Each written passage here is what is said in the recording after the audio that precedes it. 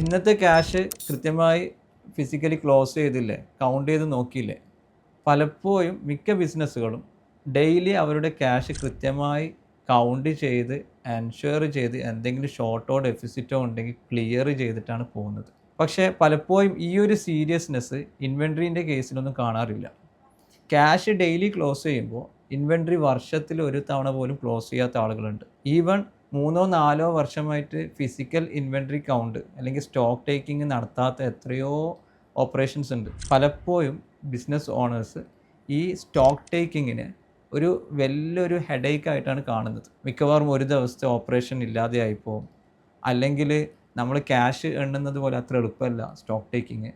പക്ഷേ ഇത്രയും technology advance ആയ ഈ സമയത്തും നമ്മൾ ഇൻവെൻട്രി കൗണ്ട് ചെയ്യാതെ സിസ്റ്റത്തിൽ കാണുന്ന ഒരു ഇൻവെൻട്രി ബാലൻസിനെ മാത്രം ഡിപ്പെൻഡ് ചെയ്തുകൊണ്ട് ഇതാണ് എൻ്റെ സ്റ്റോക്ക് എന്ന് പറയുന്നത് എത്രത്തോളം ആപ്റ്റാണ്. ക്യാഷ് ബാലൻസ് പലപ്പോഴും ഒരു 6,000 ദിർഹംസ് അല്ലെങ്കിൽ 10,000 ദിർഹംസ്, ഈവൺ ഇപ്പം ഓൾമോസ്റ്റ് എല്ലാം കാർഡ് പേയ്മെൻ്റ് ആണ്. ക്യാഷ് ബാലൻസ് വളരെ കുറവേ ഉണ്ടാവുന്നുള്ളൂ. പക്ഷേ ഒരു ഇൻവെൻട്രിയിൽ ഒരു 10% ഷോർട്ടേജോ അല്ലെങ്കിൽ അതിൽ കുറഞ്ഞ ഷോർട്ടേജോ വരികയാണെങ്കിൽ അത് നിങ്ങളുടെ ബിസിനസ്സിനെ വല്ലാതെ ഇമ്പാക്റ്റ് ചെയ്യും.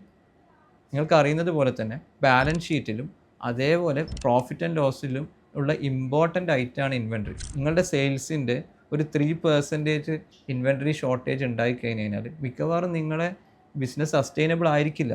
കാരണം നെറ്റ് പ്രോഫിറ്റ് മേ ബി വരുന്നത് ഒരു റീറ്റെയിൽ ഓപ്പറേഷനൊക്കെ ആണെങ്കിൽ 2%, 3%, 4% ആയിരിക്കും. അതിൻ്റെ 75% ഈ ഇല്ലാത്ത ഇൻവെൻട്രീൻ്റെ മുകളിലാണ് നിങ്ങൾ പ്രോഫിറ്റ് കാണുന്നതെങ്കിലും. സോ ഇൻവെൻട്രി കൗണ്ടിങ് വളരെ സീരിയസ് ആയിട്ട് എടുക്കുക. നിങ്ങളെ അക്സെപ്റ്റബിൾ ഷോർട്ടേജ് എത്രയാണെന്ന് എടുക്കുക.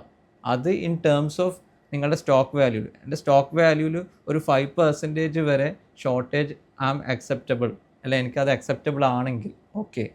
എൻ്റെ സെയിൽസിൻ്റെ ഒരു 0.5% അല്ലെങ്കിൽ 1% വരെ സ്റ്റോക്ക് ഷോർട്ട് എനിക്ക് ഓക്കെ ആണ്. അങ്ങനെയൊക്കെ നിങ്ങളെന്ത് ഡിസിഷൻ എടുക്കേണ്ടിയിരിക്കുന്നു. അപ്പോൾ നിങ്ങൾ ഇൻവെൻട്രീൻ്റെ ഏരിയയിൽ എങ്ങനെ ഇൻവെസ്റ്റ് ചെയ്യണം, അതായത് ഇൻവെൻട്രി കൺട്രോളർ അല്ലെങ്കിൽ ഇൻവെൻട്രീൻ്റെ മുകളിൽ ആൾ വെക്കണോ, അതിനൊരു ടീമിന് ഉണ്ടാക്കണോ?